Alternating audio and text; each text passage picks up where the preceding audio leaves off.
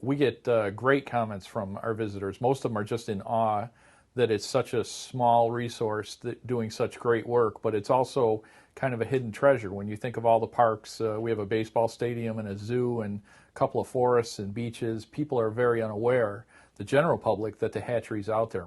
Well, I consider Carpenter's Brook to be, the hatchery itself, to be an important community resource, something that a lot of people aren't aware of.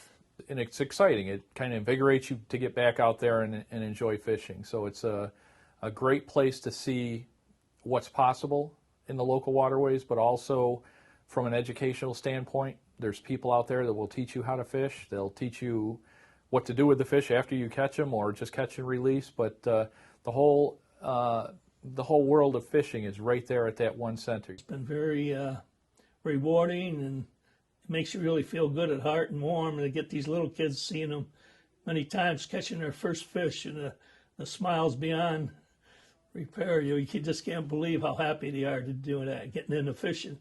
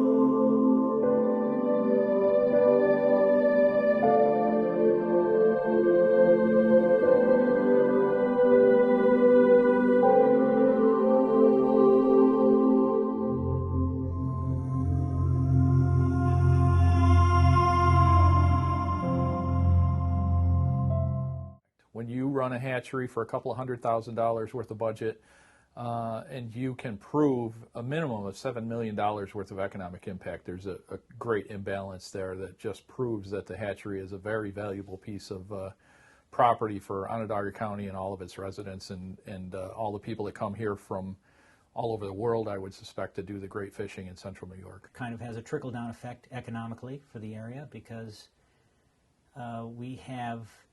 we're able to attract a lot of people to our area so they can see what great fishing we have. And it's hard to measure the amount of money total. There are some figures out there that show quite an amount of people who come here and spend money to fish in our area, and it's because the hatchery produces quality size fish. We now run on a staff of 2.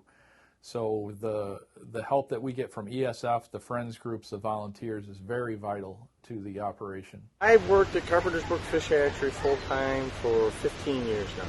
We raise 3 different kinds of trout here. We raise brook trout, brown trout, and rainbow trout. We have 1-year-olds and 2-year-olds. Our goal is to raise a 9-inch 1-year-old and a 14-inch 2-year-old. It's been released in the 100 miles of different streams in Onondaga County and 10 different lakes and ponds that we cover strictly Onondaga County.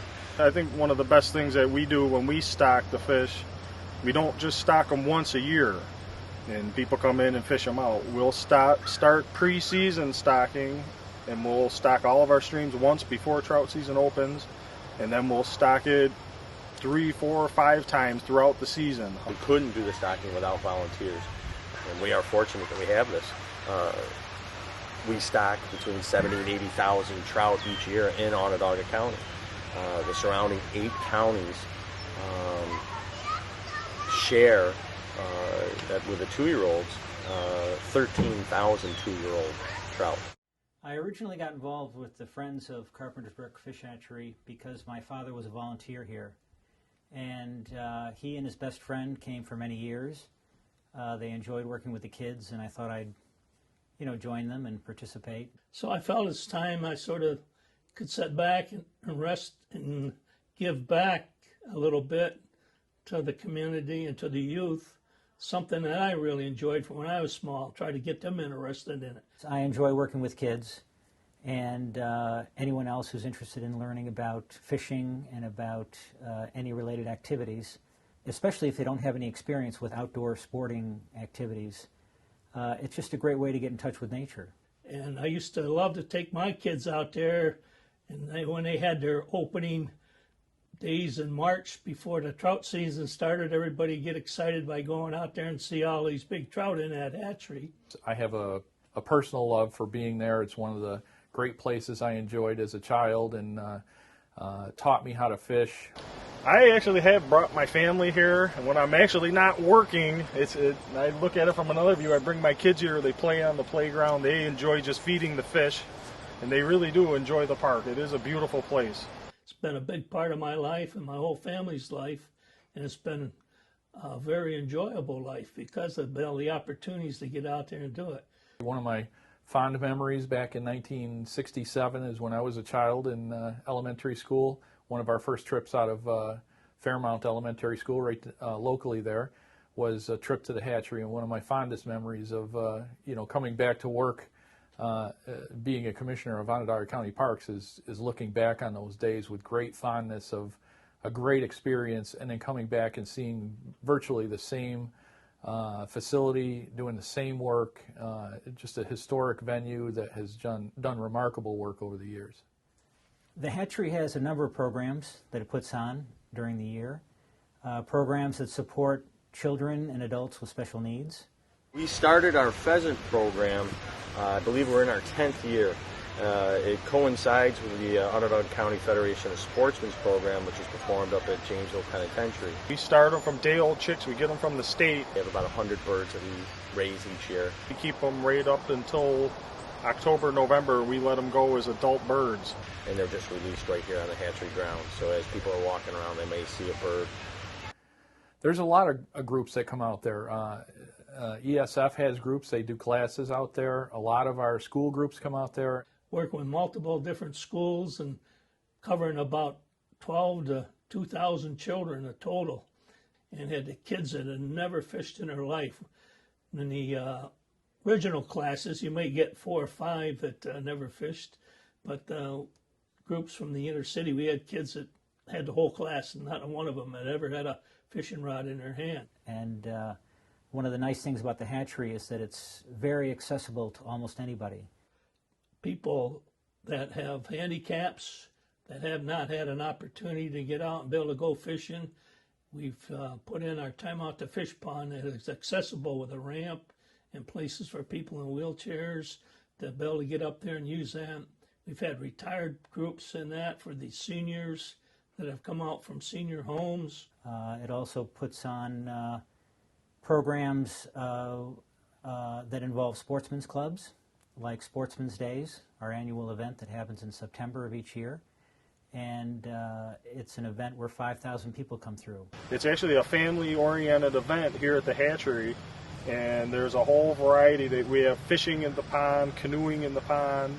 The Boy Scouts are here doing demonstrations. And individuals come to fish and to partake in a number of different sportsmen's activities, bow, archery, shotgun, any number of things, depending on what year it's done and what volunteers we have to support those efforts. We get in the neighborhood of 150,000 to 200,000 people annually that come out to the hatchery, either through the programs or just visitation. Either people have known about the hatchery for a long time, they've gone there with their parents or grandparents, and they love it and they support it. And then there's also the other group that didn't know the hatchery existed or didn't know all the programs that it offered. So the hatchery means, it means a lot of different things to a lot of different people. It's important to the public not only as a trout hatchery, but also as just a park itself and as a green space. A ton of families come out. They just come out and have a picnic and enjoy the park. We're not far from Skinny Atlas. There's actually a lot of tourists actually come into the park just driving by. A lot of people have never been here before. I've had a lot of people say, boy, I wish my county had a hatchery like this. This is really impressive. They enjoy it. It's nice, usually starting in March. People are getting a little cabin fever. and they're looking forward to spring, and this is just kind of a rite of spring, a rite of passage. And it comes in every age group. I've had grandparents that have never had a fishing pole in their hand write me and tell me what a great experience they had, and they had no idea how much fun fishing was, and they've never experienced it in their life. And to find that at their age was, refreshing to hear that. I would say in all cases, everybody walks away with a very positive impression of what we do there and the facility itself. The hatchery is the bottom line of where we produce these great fish, quality of fish for the trout streams and that. And it's just a gem. We got to keep going.